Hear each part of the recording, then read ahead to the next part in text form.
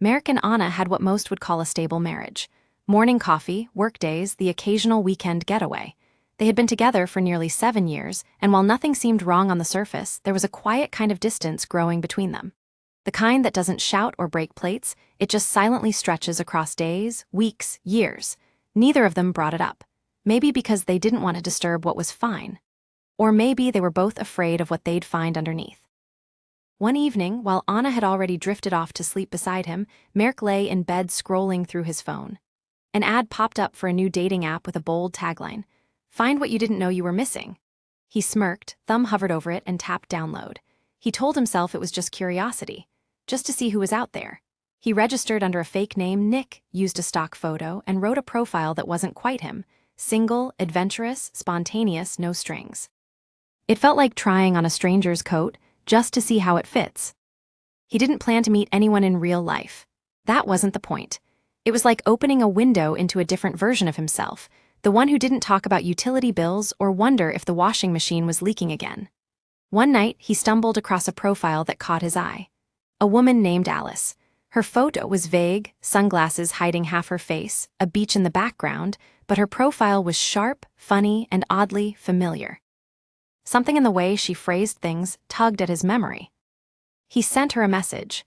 Just one line, "You write like someone who's been waiting for the right question." She replied within minutes, "Finally, took you long enough." From that moment, their conversation felt effortless. They didn't talk about where they worked or what they did. It was deeper, about regrets, fantasies, books they half finished but still thought about. He started to crave those messages, waiting for them more than anything else in his day. Anna, meanwhile, had been drifting through her own version of quiet dissatisfaction. She no longer told Merrick about her dreams, the real ones or the sleeping kind. Their conversations had shrunk to logistics. Even intimacy had become predictable, like checking off a calendar. One rainy afternoon, while cleaning out old apps from her phone, she came across the same ad, the same tagline. She hesitated, then, almost without thinking, downloaded it. Anna registered under the name Alice, the name she'd always liked but never got to use. Her profile wasn't fake, not really. If anything, it was more honest than the version of herself she showed daily. She didn't use a clear picture, just one from a summer trip, her face half-turned, sunglasses on. She didn't want to be recognized. Her bio was short. "Looking for something I stopped believing existed." She didn't expect much, but part of her hoped someone would read between the lines. When Merrick messaged her, something clicked. She didn't know why his words landed so well, but they did. There was warmth in his tone, a strange familiarity, and he didn't waste time with the usual small talk. His questions were precise, challenging, the kind that made her pause before answering and then smile.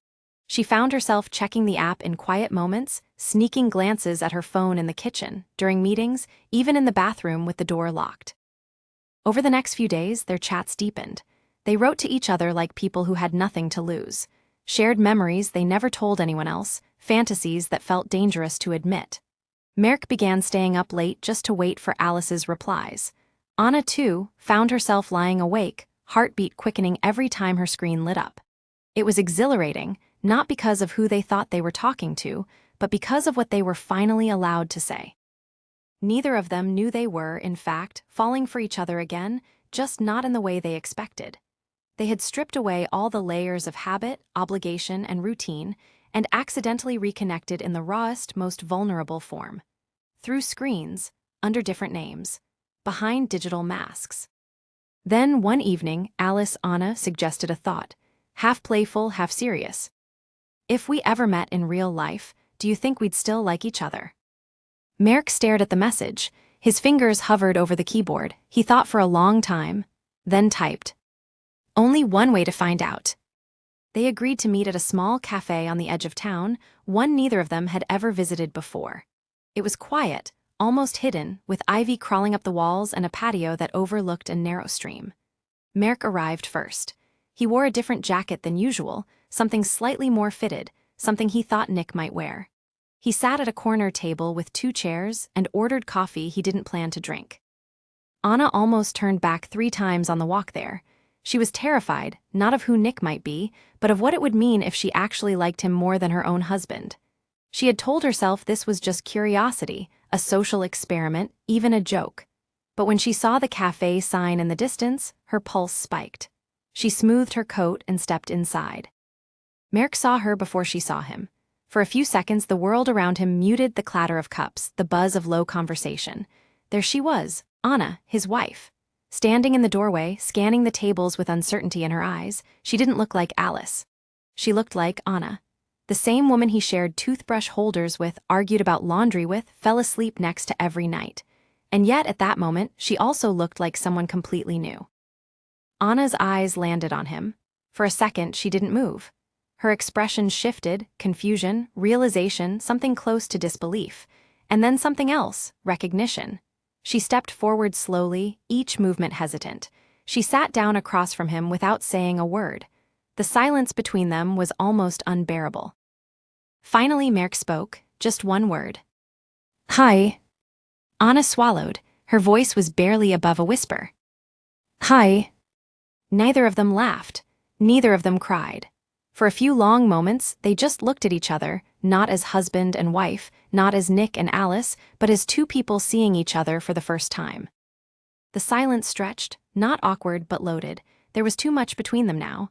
They had both undressed their souls under false names and now sat face to face, fully clothed, yet more exposed than ever. Merrick tried to find the right words, but everything sounded stupid in his head. "So, we matched." That was too flippant. "I didn't know it was you," obvious. In the end, he just said, "I liked you, a lot."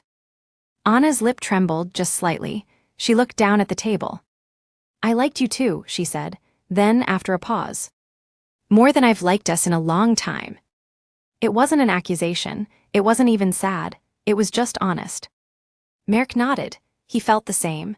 The realization hung between them, uncomfortable and undeniable. They talked slowly at first, not about the app or the game they had played, but about them, about how they had started talking less. How life had become a blur of errands, responsibilities, and autopilot affection. How, somehow, it had taken fake names for them to finally speak the truth.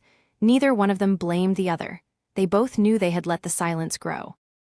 At one point, Anna said, "Do you think we fell in love again, or just missed who we used to be?" Merrick didn't have an answer. Maybe both. Maybe neither.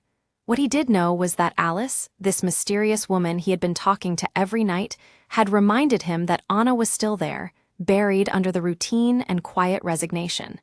And maybe she felt the same about him. They didn't touch hands. They didn't kiss. They just sat together, sipping cooling coffee, finally hearing each other. And for the first time in years, the silence between them felt safe, not because there was nothing left to say, but because there was finally room to say it. They left the cafe together, not touching, not talking much. The sun was setting, casting long shadows down the empty sidewalk. It felt strange, walking beside someone you thought you knew, someone who had just surprised you in the most intimate, unexpected way. They didn't go home right away. Instead, they walked through a nearby park, where the path curved past a pond and a few benches still held remnants of the day. Anna finally broke the silence. "So, what now?" Merrick exhaled slowly. "I don't know." It wasn't a dramatic moment. There were no ultimatums, no declarations, just two people standing in the soft blur of something broken, but maybe not beyond repair. They were both smart enough to know things couldn't go back to how they were. But maybe, just maybe, that was the point. In the days that followed, the app stayed on their phones. Neither of them opened it. Not out of guilt or shame, but out of quiet agreement. If they wanted to talk, really talk, they would do it with their real names. At night, instead of scrolling, Merrick started asking Anna the kinds of questions Nick once asked Alice. And Anna answered, not like a wife going through motions, but like someone still getting to know the person beside her. Did they fix everything? No, life doesn't work like that, but something shifted. A thread of honesty had been pulled loose, and instead of hiding it, they followed it. Sometimes the person you're looking for is the one sitting across from you every day, you just forgot how to see them.